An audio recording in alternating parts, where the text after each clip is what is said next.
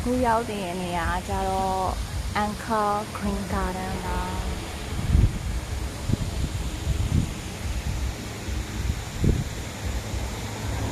လက်မှတ်က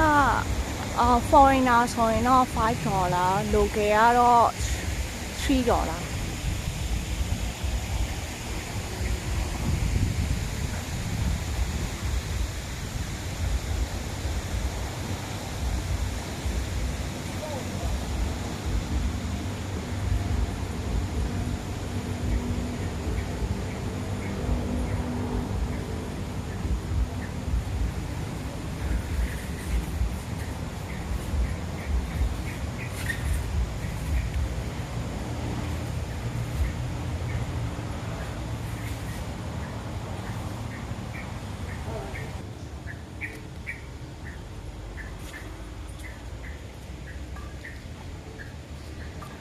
တပင်အကြီးရကြတော့လေနှစ်သက်တမ်းအရန်ချို့နေတော့ drop roots တွေအောင်မှာပဲထွက်နေ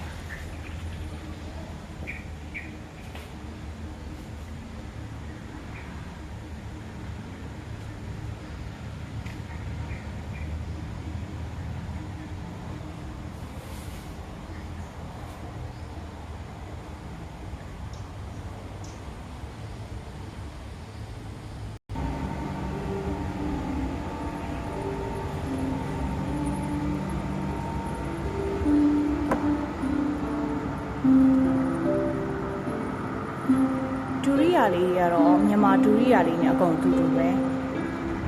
စောင်းလေးတွေပတ်တီဖုံး